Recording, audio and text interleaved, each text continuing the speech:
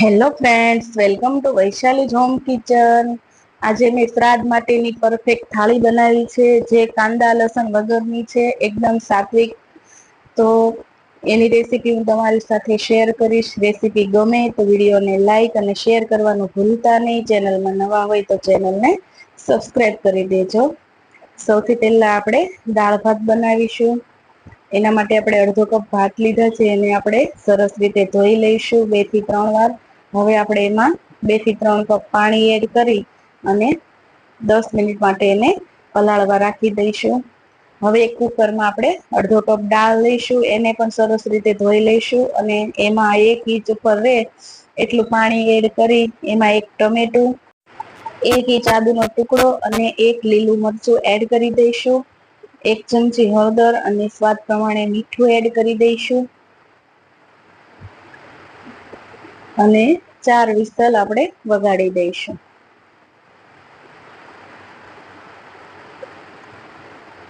હવે આપણે ભાતને પણ 10 મિનિટ થઈ ગઈ છે, તો ભાતને પણ આપણે કૂક કરવા માટે ગેસ પર રાખી દઈશું.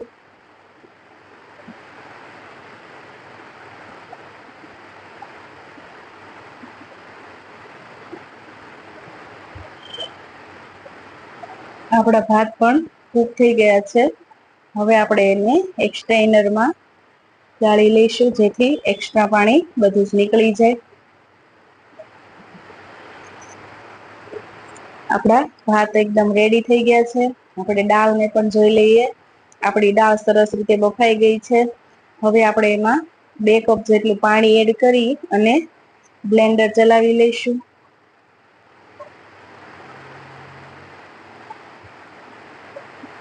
આપણું દાળનું પાણી પણ રેડી થઈ ગયું છે.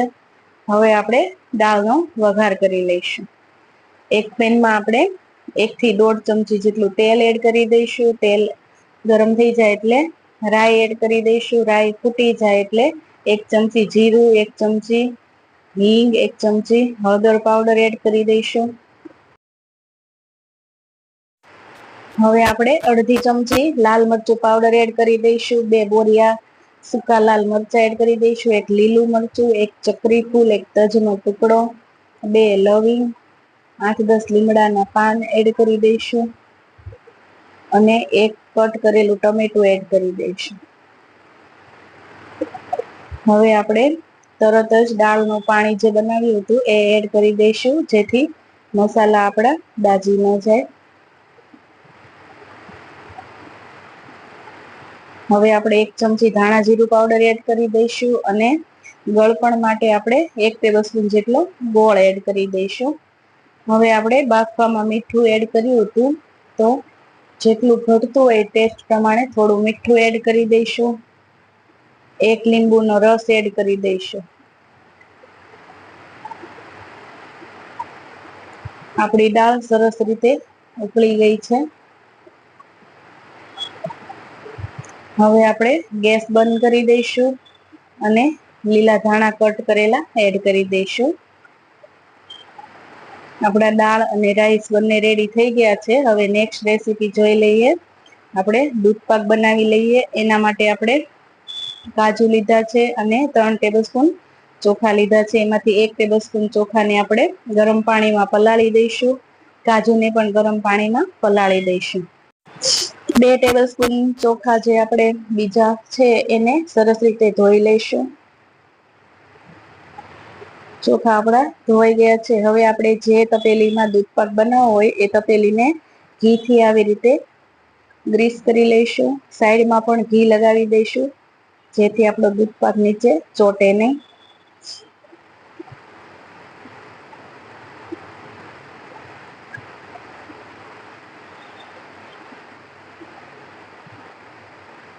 હવે આપણે ગેસ ચાલુ કરી દઈશું અને જે આપણે ચોખા ધોયા હતા એને 1 મિનિટ આપણે ઘી નાખી અને શેકી લઈશું.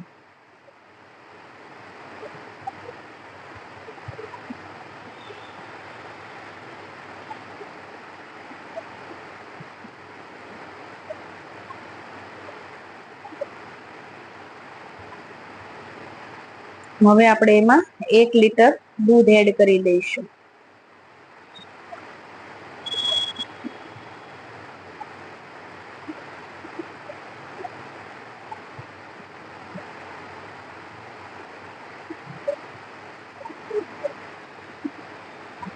અહીંયા મેં સાકરનો ઉપયોગ કર્યો છે, તો મેં 3 મોટા ગાંગડા સાકરના એડ કરી દીધા છે. તમે ખાંડ પણ લઈ શકો છો. હવે આપણે એક વાટકીમાં થોડું દૂધ લઈ અને કેસરના તાંતણા એડ કરી દઈશું અને એને સાઈડ પર રાખી દઈશું.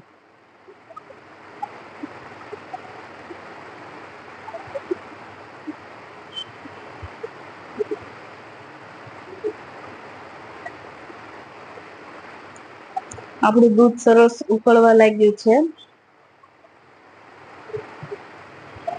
હવે આપણે જે કાજુ પલાળેલા છે અને ચોખા પલાળેલા છે એને એક મિક્સર જારમાં એડ કરી દઈશું અને એની પેસ્ટ બનાવી લઈશું.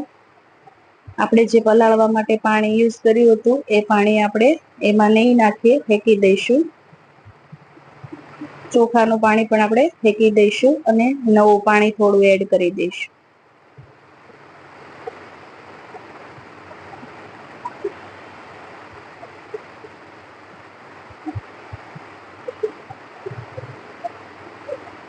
આપણી કાજુ અને ચોખાની પેસ્ટ બની ગઈ છે. હવે આપણે એને દૂધ પાકમાં એડ કરી દઈશું.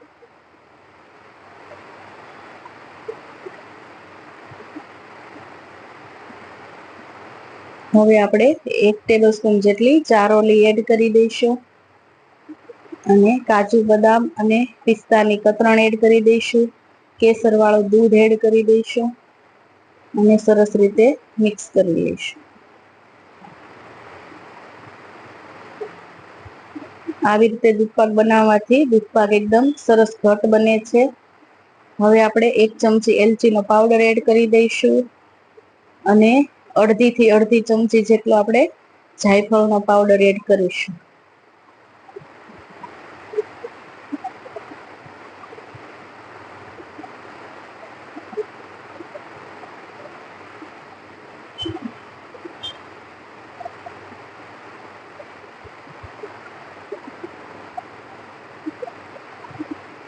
હવે આપણે ગેસ બંધ કરી દઈશું. આપણો દૂધપાક પણ રેડી થઈ ગયો છે. હવે આપણે નેક્સ્ટ રેસીપી જોઈ લઈએ.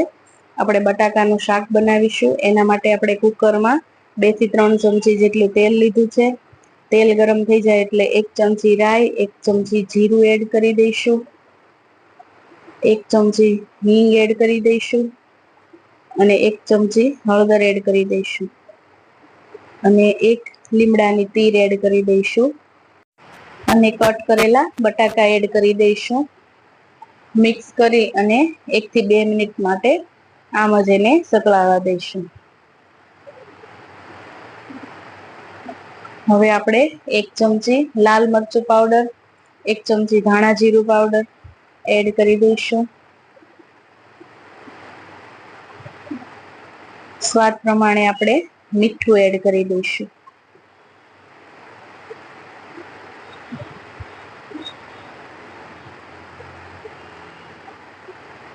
હવે આપણે 1 થી 1.5 કપ જેટલું પાણી એડ કરી દઈશું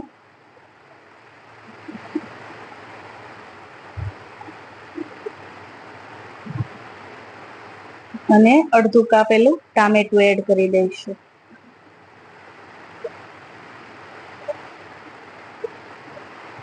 હવે આપણે 4 વિસલ વગાડી લઈશું.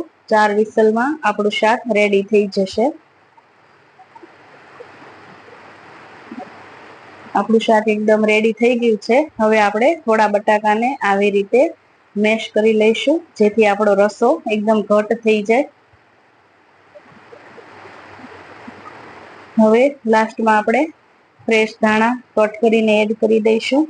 તો આપણું બટાકાનું શાક પણ રેડી થઈ ગયું છે. હવે આપણે નેક્સ્ટ રેસીપી કોબી ગાજરનો સંભારો બનાવી લઈશું. એના માટે આપણે 2 ટેબલસ્પૂન જેટલું તેલ લીધું છે. તેલ ગરમ થઈ જાય એટલે આપણે રાઈ એડ કરી દઈશું.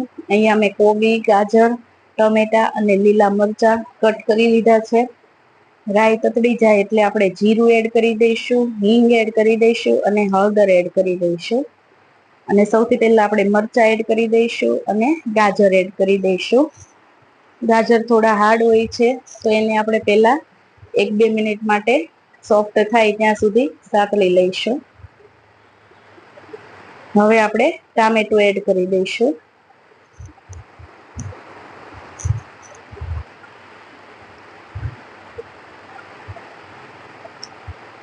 લાસ્ટમાં આપણે કોબીજ એડ કરી દઈશું અને સરસ રીતે મિક્સ કરી લઈશું. આપણે સંભારાને થોડો ક્રન્ચી રાખીશું, એટલે સાવ કૂક નહીં થવા દઈએ. બસ 2 થી 3 મિનિટમાં જ આપણો સંભારો રેડી થઈ જશે. આપણે સ્વાદ પ્રમાણે મીઠું એડ કરી દઈશું અને અડધી ચમચી જેટલું ધાણા જીરું પાવડર એડ કરી દઈશું. લાસ્ટમાં આપણે લીલા ધાણા કટ કરેલા એડ કરી દઈશું અને મિક્સ કરી લઈશું. આપણો કોબી ગાજરનો સંભારો પણ રેડી થઈ ગયો છે. હવે આપણે નેક્સ્ટ રેસીપી જોઈ લઈએ. સ્પાઈસી પૂરી બનાવીશું. એના માટે આપણે 2 કપ ઘઉંનો લોટ લીધો છે. રોટલીનો લોટ લેવાનો છે. એમાં 1 ચમચી લાલ મરચું પાવડર, 1 ચમચી ધાણા જીરું પાવડર, 1 ચમચી હળદર પાવડર,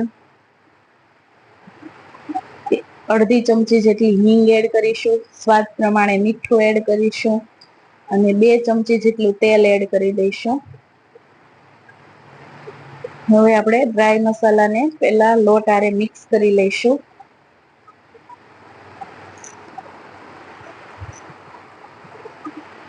હવે થોડું થોડું પાણી એડ કરતા જઈશું અને રોટલી જેવો લોટ બાંધી લઈશું.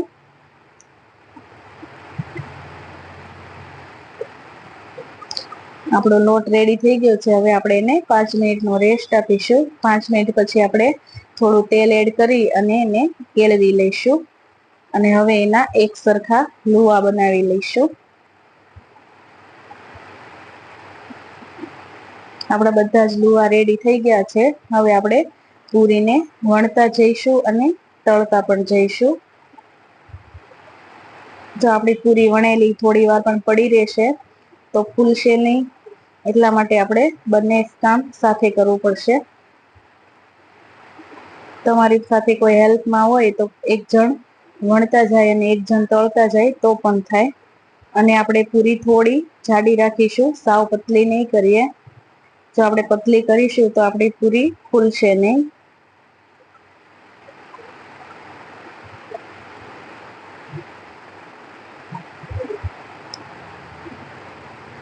બંને બાજુ આપણે અડધી મિનિટ માટે ફ્રાય થવા દઈશું.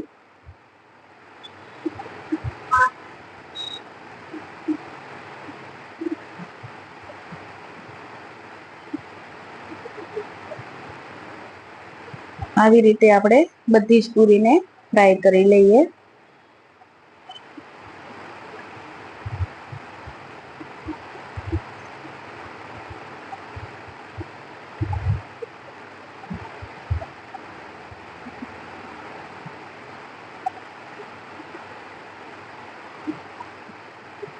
આપણી પૂરી પણ રેડી થઈ ગઈ છે. હવે આપણે નેક્સ્ટ રેસીપી મેથીના ભજીયા છે એ જોઈ લઈએ. એના માટે મેં મેથી, ધાણા, લીલા મરચા અને આદુ છીણી લીધું છે. એને એક બાઉલમાં આપણે એડ કરી દઈશું. હવે આપણે એમાં 1.5 કપ ચણાનો લોટ એડ કરી દઈશું. સ્વાદ પ્રમાણે મીઠું, 1 ચમચી આખા ધાણા, 1 ચમચી વરિયાળી અને 1 ચમચી અજમા એડ કરી દઈશું હાથેથી મસળીને. 1 ચમચી તેલ એડ કરી દઈશું અને પહેલા આપણે ડ્રાય ઇન્ગ્રેડિયન્ટ્સને જ મિક્સ કરી લઈશું.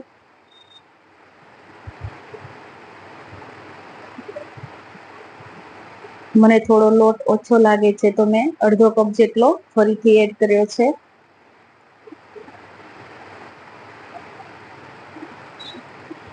મિક્સ કરી લઈએ સરસ રીતે અને જરૂર મુજબ પાણી એડ કરી અને ભજીયાનું બેટર બનાવી લઈએ.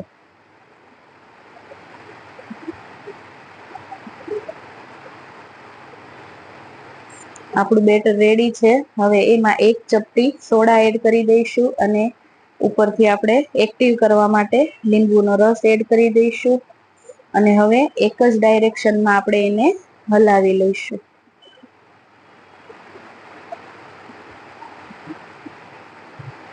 હવે આપણું તેલ તો ગરમ જ છે, આપણે પૂરી બનાવી તો આપણે એ જ તેલમાં ભજીયાને પાડી દઈશું.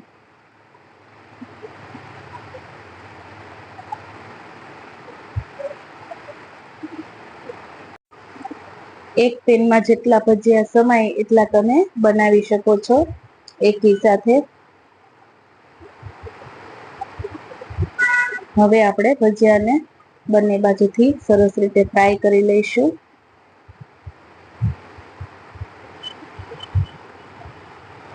આપણા ભજીયા ફ્રાય થઈ ગયા છે. હવે આપણે પ્લેટ રેડી કરી લઈએ. એના માટે આપણે એક વાટકીમાં દૂધ પાકને ભરી લઈશું. એક વાટકીમાં સલાડ ભરી લઈશું. એક વાટકીમાં આપણે રાઈસ ભરી લઈશું.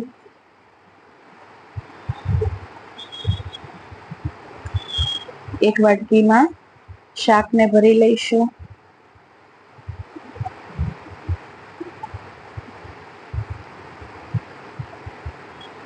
અને એક વાટકીમાં દાળને ભરી લઈશું.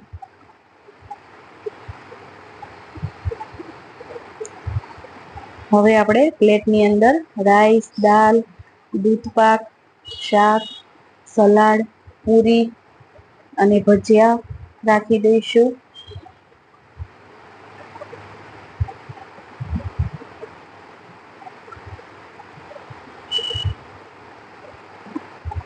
મેં પાપડ પણ તળી લીધા હતા. આપણે પાપડ પણ રાખીશું. મિત્રો, તમને મારો વિડીયો ગમ્યો હોય તો લાઈક, શેર અને સબસ્ક્રાઈબ કરી દેજો. કમેન્ટ કરવાનું ભૂલતા નહીં. મળીશું આપણે એક નવા વિડીયો સાથે. Thank you. Bye bye.